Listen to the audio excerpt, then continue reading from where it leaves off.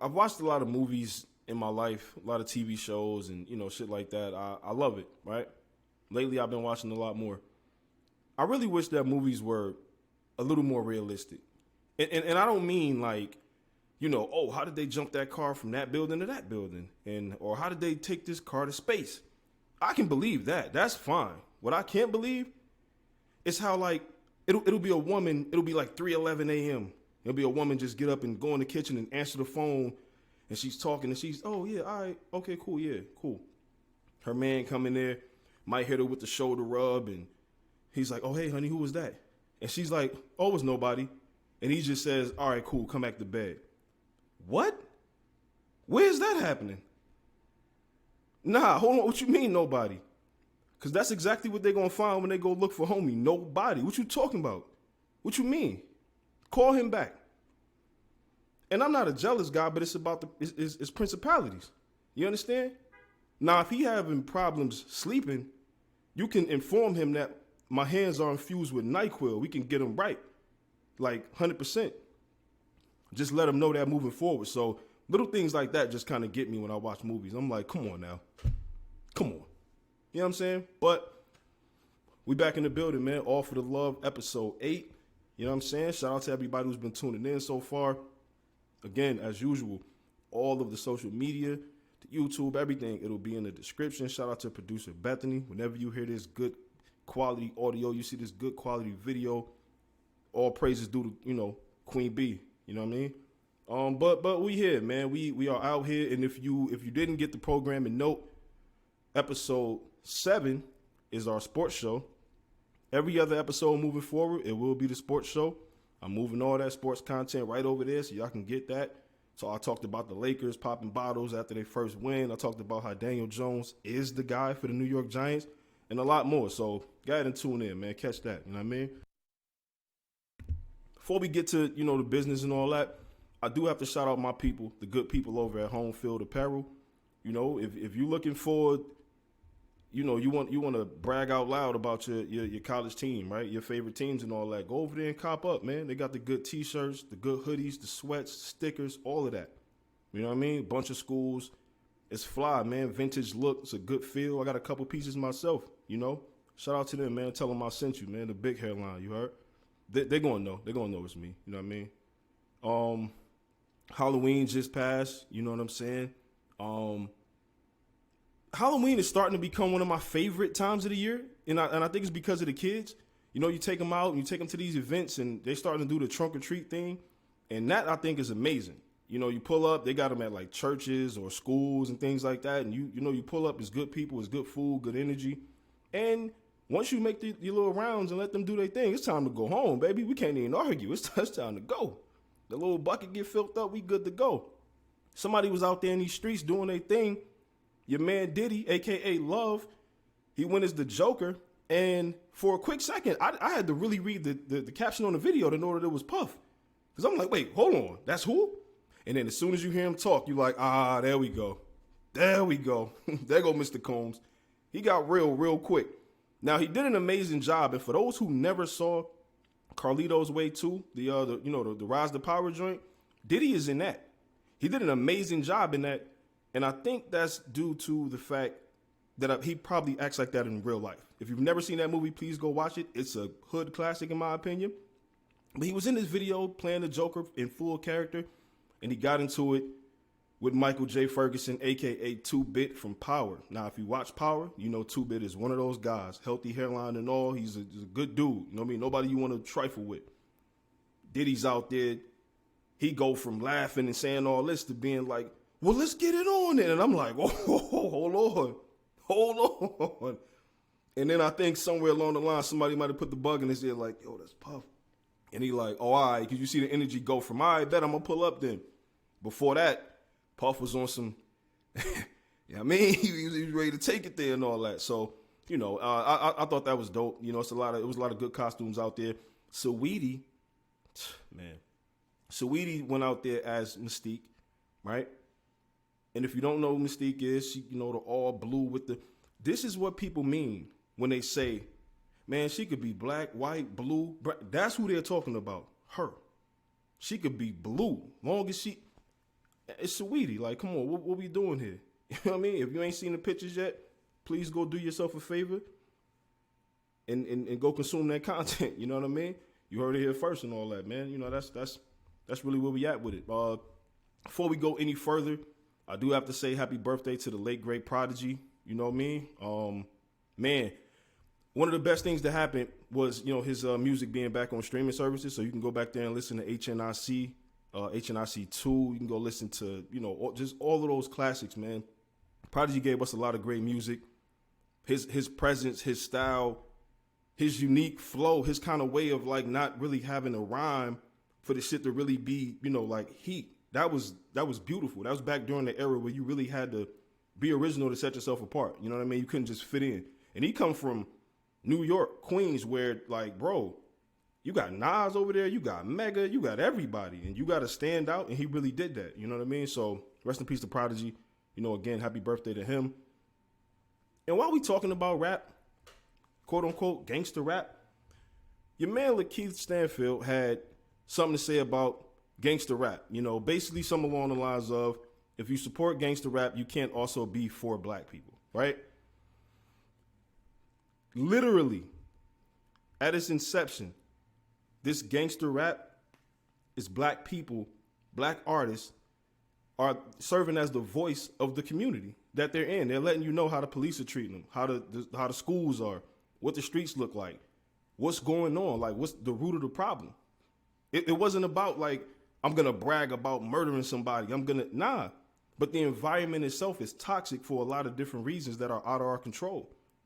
And somewhere in his piece, he did acknowledge that, you know, yeah, I know it's issues. And it's, as soon as you acknowledge that you know it's bigger issues than just, you know, hey, let me just go make a song about shooting somebody.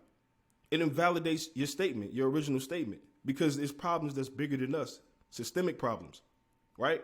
We don't have therapy just readily available in our neighborhoods. It's frowned upon usually in our communities to go talk to somebody. People call you crazy. We're just now getting to a point in society where mental health is being taken serious, especially with black people. So these young kids, they're telling you their truth as they know it, as they're living it day to day. So you can't dismiss them. And his last statement was, you know, turn that stupid shit off or whatever. They're not going to listen to you if you're coming at them about their art, bro, because it is art at the end of the day. And a lot of these so-called like conscious rappers that people listen to and you think that they're like, I guess like above everyone else, they listen to street niggas too.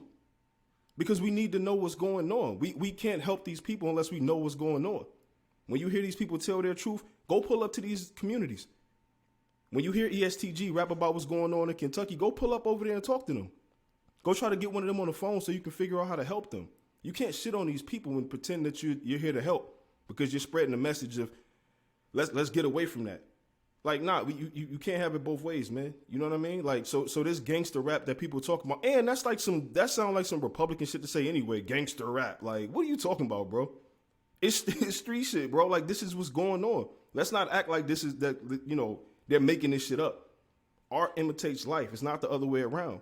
And I know it seems like that because you put the videos out here and, you know, they like, oh, the kids are going to want to do that. But you know who you sound like?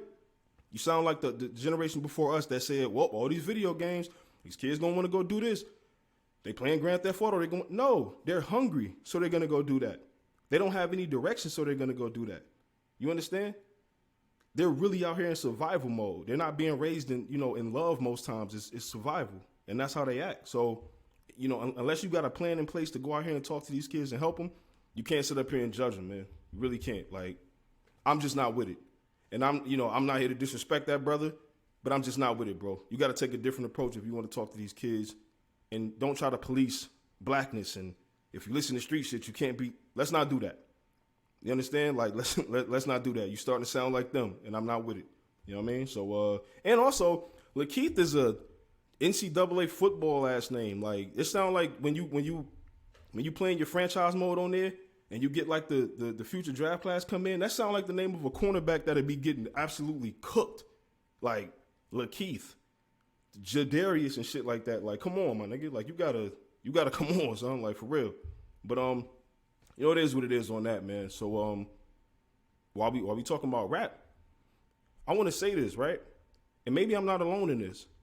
I think that Snoop Dogg is the perfect rapper. All around, total package, I think he's the perfect rapper. If you remember, Snoop started his career off fighting a murder charge. He didn't have to be here. He didn't have to make it. He's a story of making something out of nothing, coming on the scene with charisma, just like a different style. Just his presence was off the charts, jumped off the TV immediately. You look over all these years, Snoop has never been whack. There's never been a time where we as a culture said, oh, we off of that.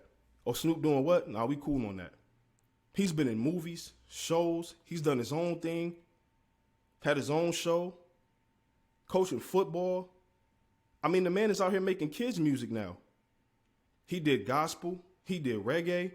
Not one time as a culture did we ever look at Snoop and say, oh, nah, he on that. No, when Snoop is on something, let's go over there to where he is. Let's meet Snoop where he is and let's see what's up.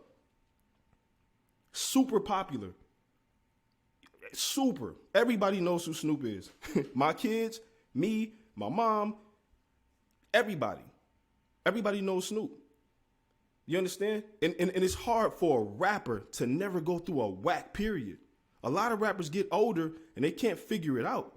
You look at them and you like, what is he doing? What is he wearing? What's going on? Snoop always stayed, in tune with what's going on, in tune with the youth. I never heard Snoop out here making music and I'm like, nah, I'm cool. But even if it isn't for you, it's for somebody. It's for somebody else. He's the guy, man. You ask me, his career has been incredible. You look up, Doggy Style is what, 30 years old? A classic. Arguably the best debut in hip-hop history. It's in the conversation. You can throw that on right now, and it's amazing music. To look up 30 years, removed from his debut album, for him to still be out here killing shit, I think he's the perfect rapper, bro. He showed us what growth looks like. Back to this gangster rap conversation. He came out telling his truth. Murder was the case that they gave him. He beat that and went on to do a lot of amazing things in life overall. So when we talk about this gangster rap shit, it's like, yeah, that was his truth back then. It's not these days. And he's doing his part to help these kids go down a similar path like him so that they can get to the prosperity. And I got to salute the Snoop. Got to salute him. Shout out to him, man. Legendary, man. Unfortunately, we got to talk about tragic situation that happened recently. Rest in peace to Takeoff from the Migos. Man, it was tough reading that news. It really was tough reading it, getting that news that early. For you to grab your phone first thing in the morning to kind of check on things, and that be the first thing to start your day off with or really, rock you. My condolences. My heart goes out to his family, his loved ones. And it put things into perspective for me because seeing 28, right? You look at that and you go, man, that's young. He was a baby. And I think back to my brother passed away at 28. And when I was young, when I was 17, 28 felt like a grown-ass man, like a much, much older man. You almost 30, like you up there. I'm 34, and 28 is like 18. So to see that kind of thing happen, man, it puts a lot of shit into perspective, and it's just like, it's senseless shit that's going on. But the one thing that we can all agree on is that this is not a time to be blaming anything or, victim blaming and, well, why was he? Let's not do that. A loss of life occurred, and that's what's most important to reflect on. And moving forward, I would hope that as a culture that we start to normalize not sharing these videos and pictures of things like this that happens, because like Gilly said, shout out to Gilly, the first thing you think about is pulling your phone out to record that, to be first, to get a like, to get a mention, to have your mentions on fire because you posted the footage. It's insane, man. Like, they have family and loved ones and fans, and they deserve their privacy in that tragic moment. So all of that, pulling your phone out, recording and posting it and sharing it, as well.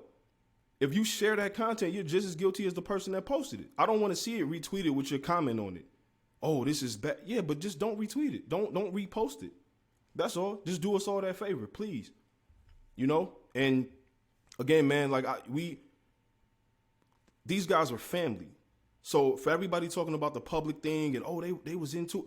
Yeah, but they family at the end of the day. And I'm sure that behind closed doors, they don't owe us an explanation on like they pieced it up or they whatever. They're family.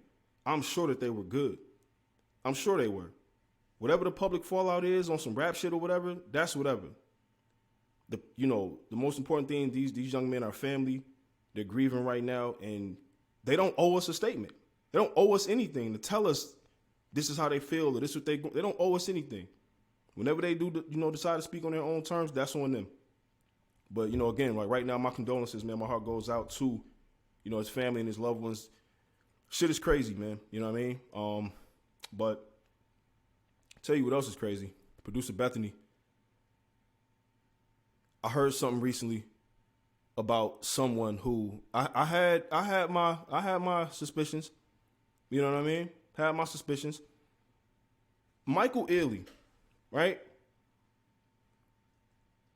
This guy, we got him. Ladies and gentlemen, we got him. He didn't beat the musty allegations. This man has looked musty for a very long time, I must say. If you've ever been around a musty individual, then you know they got a certain look. And it's just sometimes when I see him, his fro and his beard, it just look a little, you like, I don't know, man, he might could be a little musty. And we get the story. we get the story recently, as the jury was out and all that. Taraji, she came out here and told us, listen, this man was on the set of the movie and all that, the Think Like a Man 2 and all this type of stuff. And as he explains the story, he had just did some push-ups. He said he did like 200 push-ups or something like that, whatever. And that's cool. But he says it's like a trick. It's something that they do to get in the mode, get in the mood, whatever. They about to be laying in the bed and shit like that. And once that scene comes up, she said, yeah, you smelling a little ripe. That's a wild word to use to somebody. Ripe? Ripe is for fruit and shit like that. That's not for people. It's not for us to be going around smelling like that. But he immediately copped out. He copped the pleas and was like, nah, I just did the push-ups and all that. Whenever you got to say, nah, what had happened was this, you're not beating those allegations, my guy. And so I get it. It was a reason and all that, but come on, bro. We knew it. You kind of can just get that feel from him like, bro, like, I don't know, man. You pull up to the set, you might want to consider your castmate. You know what I mean? You doing this scene with her, you might want to put that work off until later. You can't be in there going Billy Blanks and all that and acting like you got a game and shit at 2 o'clock. You can't do that. You got to be, respectful and shit like that, man. I just don't understand it, But I'm glad that she brought this to the light because a lot of us who we had our suspicions, we was like, we got him. We got his ass. But yeah, man, I'm sad that she had to go through that she had to experience that. But hey, it is what it is. It be like that, Coming up after we pay these bills and all that, we got my man Justin Tinsley in the building, author, TV star, a bunch of shit on his jacket. You know what I'm saying? Like, shout out to him for pulling up. Talk to him about a couple things, man. Fatherhood, his book, It Was All a Dream and all that. Like, we gonna speak, you know what I mean? All for the Love, episode 8, man.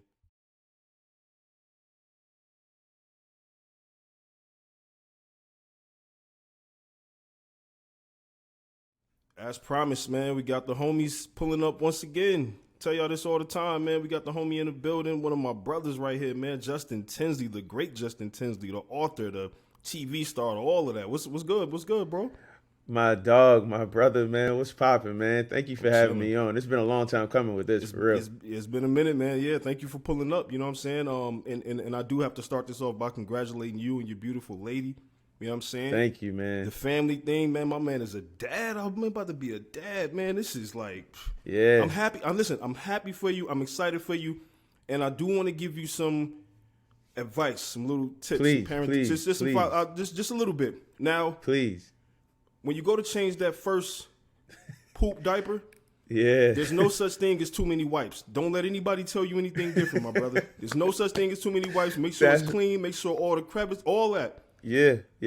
No such thing, because sometimes they be like, nah, just use 2 or 3. No, I'm gonna make sure. Too many is enough. You know what I'm saying? Look, That's some of the best advice that I've gotten, dog. Like, for real. And I I'm telling will, you. trust me, I'm going to remember that come January when that time comes. Like, wait a minute. Yeah. Let me get that whole box right there. Yeah, no, absolutely. 1,000%. And, also be prepared for that same poop to end up places where you can't even fathom it going. Like, you look up, and I'm not talking about like a kneecap. I'm talking about like a shoulder, where you look and be like, damn, how you get it on the shoulder? What you mean? Yeah. What's this about? Just be prepared. That's the thing I'm fearing right there. More than anything is the exploding diaper. But, hey, you can't stop it from coming, so. Yeah. It is what it is, man. But, we talked about this, just a couple seconds ago, right? Like, the TV shit, man. Listen, Around the Horn is one of those shows where it's like, it's incredible. It's one of those cultural staples. If you cut from the cloth that we cut from, you watch it all the time, and you just like, man, I want to really see the writers, the people behind the scenes that make things happen. And you are one of those people. You are multiple time champion, all that. Like, how did that come about? Yo, man, so Around the Horn, it really just came off of, just talking to people. So in 2019, when Anscape was still called The Undefeated, we were working out of the DC office. That's the office I would go into a couple of times a week. It was a fun time in there for sure. And like one of those days, Tony Reale was in the office, and he was just going around meeting people because he was in DC just visiting. And I was like, and I just went up to talk to him, and I was like, look, obviously longtime fan of Around the Horn, grew up on the show. And, I don't know what that process is to say, hey, I would like to try this, but if there are any openings, let me know. And to be honest with you, I thought he was just going to be like, all right, cool. Yeah, that sounds good, man. Like, here's my contact. Let's keep in touch. Hit you with the Farnell Hill, yeah. Yeah, he took a genuine, like, he was like, are you sure? Are you serious? He was like, I would love that. And, like, let's make it happen. So this was, like, towards the end of 2019. And, of course, with 2020, it kind of, fumbled everything. So we kept in contact, and then I started getting reps on Zoom calls like during the pandemic with different people within the company that were looking to try to expand their portfolio in a sense. And one of them in particular was my homegirl Monica McNutt, and we just started rapping with each other, treating it like it was a TV show. Shout out to the Here For It family there. They gave me like a lot of reps, because when I first got to ESPN, dog, I wasn't like, man, TV's cool, but I'm really cool on this writing thing. And like, if the opportunity ever became available, then sure. And so I kept doing those things in like the fall of 2020, and I was like, all right, in 2021, I wanna try to get on Around the Horn, because that was the show that I wanted to get on the most. And I was like, all right, by spring 2021, summer 2021, I want to try to get on there. I lied to you not, dog. It was like January 28th, 2021. That was my first show. Like, they called me like a couple of weeks earlier, and it was like, hey, we want to give you a shot. You trying to come on this day? I was like, hell yeah, I was on. And that's how the story started. And I was like, dog, I'm gonna keep doing this. Like, it's fun. Like, it's like legitimately fun. Absolutely. Even when you look like you having fun. Yeah, even when you have to talk about like serious topics, which we do, Right. quite often, but it's still fun, and it's still, as my homeboy told me once, it's cool to know that like you're on at every airport bar, and at least 95% of black barbershops. Like, it's cool to know that you're on there, even if they're not listening. The TV could be on mute, but so. Right, but you're on, and it's incredible, because like for me, when I see you on there, I'll be like, yo, that's my dog. Yeah, like facts. yo. So much like doing podcasts, right? A lot of people don't listen back to their pods. Do you ever watch those episodes again? Because you said, on that journey, you want to, I want to get on this show. Yeah. So after it airs and all that, do you ever watch them back? Dog, at first I wasn't. I was like, man, I don't want to hear myself talk. And, it's just like, let it be what it be. And if I post anything, I'll look at it once or twice and go on about my day. Yeah. I would say over the last 4 or 5 months, I try to make it a point to go back and look. Because then it's like, your natural competitive juices kick in. It's like, all right, where can I get better at? You know what I mean? Like, what can I do better in terms of how I answer these sorts of questions? Not trying to, give myself a script to read off of, but just know how to make myself more comfortable when certain topics come up and, things of that nature. Just trying to always Yeah. think ahead. So yeah, I have gone back and watched it, and I've seen definitely a progression, and I'm super proud of myself. You know what I mean? But there's Yeah. obviously a billion ways to get better too. Yeah, no, that's fire. That's fire. Getting comfy in that gotta feel different. Like, yeah, Sure.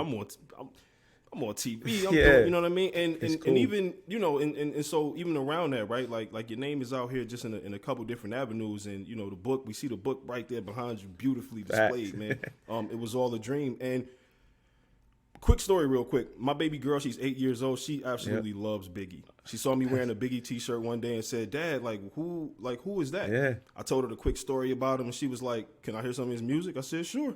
I played Hypnotize. I played, just the regular joints that you kind of see. Yeah. She was like, "Okay." So now you know what I do? I basically pass her the aux, and I say, "What you want to listen I to?" love it. She put on "I Got a Story to Tell," and I was just Oh like, man. "Ooh, I want to She cry." she she in the crates. Incredible, man. Right? Hey, she really No, out here. You she know what I in mean? there. Shout out to I baby girl. respect that. Yeah, yeah, man. And so what I respect also is that book came up in the spaces when Jay-Z was talking, and it was like, yeah, I got to check that out. Like, what was that moment like? How did that feel to hear that book, something you Yeah. created, and it's like, oh, Hov said he's gonna check this out. Like, Yeah, oh, no, that was pretty cool. Has Hope checked it out? I'm not sure, but in that space, he was definitely aware of there was a book about one of his best friends, and it was definitely making its rounds, which I was definitely super proud of when the book first dropped. So yeah, it definitely feels good to hear Jay-Z like, yeah, I'm gonna check out his book. Like yeah, that's a cosign you can't really pay for. So yeah. That's one of those moments, yeah, man. Like this, like it's Hov. Like what you. How could you beat that? You know what I for mean? sure. And so now that the book is like making its rounds, and it's in the hands of a lot of people, from athletes, entertainers, everybody. What has been your favorite part of feedback, compliment, or whatever once people get the book and get a chance to consume it? Yeah, man. Like I wrote the book a certain way for a reason. Like I wrote the book as basically, obviously, Big's life story, but Big's life story told through what was happening in society. What were the things that were happening around him that you know, un, unbeknownst to him, led him in directions that he ultimately went in life. Like because nothing ever happens in a vacuum. Big's life didn't happen Right. because everything he knew this hard decision. He knew what he was going to do. A lot of that stuff, man, was on the fly. He was put in situations that he had no control over. Like he had no control over what was going on outside of his neighborhood. But like so I Right. wanted it to be a socio-economic, socio-cultural examination of America and its place in the world and its place within hip hop history. And I wanted to do it through a prism of a guy that, at this point, he's a folk hero. You just said your daughter put on Yeah. "I Got a Story to Tell." Like she in the Right. crates, Right.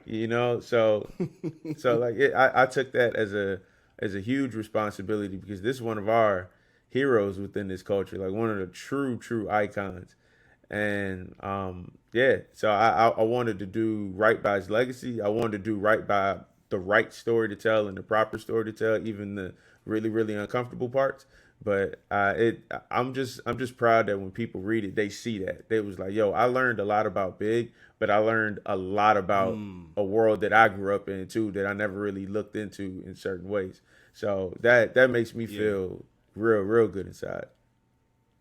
Yeah, yeah, and I would imagine that would be the best compliment because it's like for someone to learn something more about Exactly. Big, in 2022 is like, oh shit, like they'll never Yeah. forget you for that. You know what I mean? Like, oh no, I got that from him. Like I learned that from Justin Yeah. Tinsley. Like that's so in a way like you're connected to a part of Big's legacy. Yeah. You know what I mean? Like do you ever look at it like that? Does it ever really dawn on you? Like, damn, I'm really kind of making myself part of the story. Yeah. Like, bro, you get it. Like names like Big and like Tupac and names like those are Yeah. massive names within Yes. the world that we operate in, the world that we love like so much.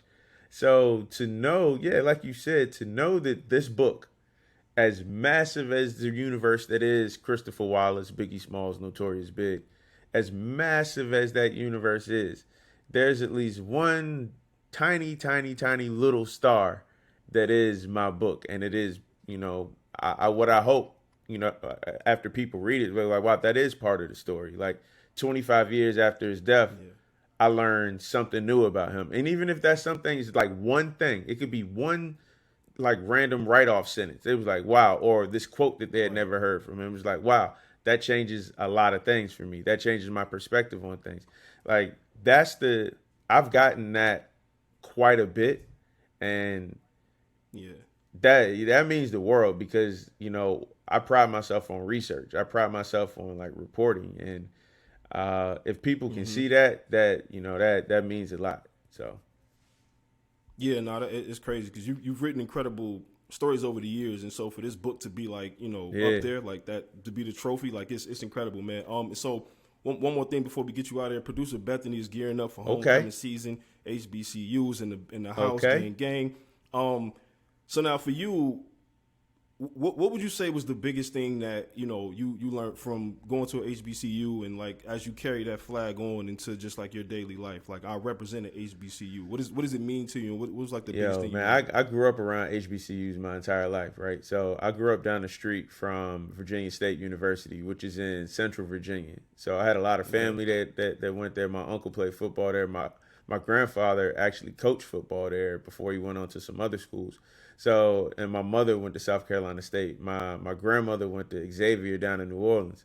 Like, I got an aunt that went to Livingstone, a cousin that went to A&T, and there's so many more, So I grew up around that culture my entire life, and with Virginia State being, up the street, I would go to their homecoming every year, and I would see how that energy Mm-hmm. felt there, and it was just like you couldn't really like when you were younger, you couldn't really put like a word on it. It was just like a feel that came over you. It was like, bro, I'm like in Yeah. a secret society of all black people. And like people partying, people listening to music, people grilling out. It's a football game going on over there. It felt like Yeah. you were like in this cocoon of like I don't know what's going on outside this cocoon, but it's lit up in here. And so that's how I could It's describe going beautiful. to an Yeah. HBCU, man. And I did it for 4 years. It was the best 4 years of my life, school wise at least. And like I love it, bro. Anybody that can go to a HBCU homecoming, don't matter which one, because whatever one you go to, it's gonna be a lot of family and a lot of like people. Just it feels like Yeah. a family reunion. It's the most cliche thing in the world to say about it, but it's the most accurate as well. But it's real. Yeah. Yeah, man. Yeah, no, that's fire, man. Look, man, I'm looking forward to whatever you write next. I'm looking forward to whatever you do next, but I'm also looking forward to, and maybe most importantly, the dad tweets. I'm looking forward to the dad post. And no, They I'm they waiting. coming, I know bro. they coming, They bro. are coming. I know. Yeah, man. Listen, dog. Thank you for pulling up, man. Thank you for pulling up to kick it on the show. Definitely want to have you pull back up again. I Likewise. know. Listen, after the baby coming, it's been I want to Yeah. let's sit back at the table again. Let's talk about how Yeah, we'll do it, fatherhood but this treating will be you the and all that. before, You and know what now I I want to mean? be the after. Like, for Absolutely. sure. Yeah, my man, my guy, man. Justin Tinsley, man. Thank you, man. Appreciate it, Thank you, man. my Thank you for brother. having me on. Man, shout out to my guy, Justin Tinsley, for pulling up once again. We definitely gonna have him back on to see the after. This is before the baby gets here. After, we gonna see what's up. We gonna see how he doing and all that. You know what I mean? But before we get up out of here, I do want to leave y'all with a gem because I definitely want to leave y'all with something y'all could take with you on the way out and all that. You know what I mean? Like the plate, like the to-go plate and all that. You feel me? And is this when you talk about advice and shit like that, or just life in general, it's about perspective. A lot of people say that, the definition of crazy is doing the same thing over and over again, expecting different results. But if you change your perspective on that just a little bit, doing the same thing over and over again can also be called consistency, right? Let's put this in a sports analogy. If you keep stepping out of bounds and you keep doing this over and over again, expecting to get a different result, you're expecting them not to call it. You're expecting that to no, yeah, that's nonsense. But if you do a Tim Duncan and every time you come down, you get to your spot and you keep putting the ball off the backboard, right off the square, and you keep scoring, nobody's going to tell you that you're crazy for doing that. It's the same thing in life. When you're creating, when you're working, when you're moving, doing your thing, if you do the same thing over and over again, you get consistent at it, as something that works, keep going. The slow grind better than no grind. A lot of times what happens with people, they'll see the lane next to them moving quick. And they look at it and they say, damn, I need to be over there. But what they don't see is that 3-4 miles ahead, it's some traffic up there. You gonna have to slow down. Instead of staying in the lane that you're in that's moving slow and steady, you get to where you go with no problem. It might take you a little bit longer, but you'll get there. Focus on what's in front of you, what's going on for you. What's for you is already on the way. You don't have to switch up nothing that you're really doing. And, you might look at somebody else shit, even if you post content, right? You look at somebody else posting content and they might be posting positivity. It might be getting 500 views, 30 views. You see somebody else posting some negative shit, they getting 10,000 views. That doesn't mean you need to jump in that lane and do that. You understand? It's not for you. You're not going to be able to be consistent with something that's not on your spirit to begin with. So don't jump out the window and start thinking that because you see everybody else moving so quick, and that's not for you. That's not your path. You're going to get there. A lot of people focus on getting there quick, and they forget you still got to get there. If you crash out before it happened, then what? What was the journey worth? So, again, it's just about perspective, man. Doing the same thing over and over again can be a good thing. It can be a great thing, and it can take you exactly where you want to be. You just got to stay focused, man. Stay diligent. Do the work. You heard? That's most important. So man, I come here and I try to give y'all something more than just a good headline to look at. You know what I mean? I give y'all something to go home with and all that. You feel me? So, but look, in the meantime, in between time, until next episode, continue to subscribe, rate, review, continue to shout out to producer Bethany for all the great work that she does and all that. Like I said, if you see her out in the streets, just give her a nod to do. You know what I mean? You ain't got to approach her or none of that. Please don't. Until next time, man, we out.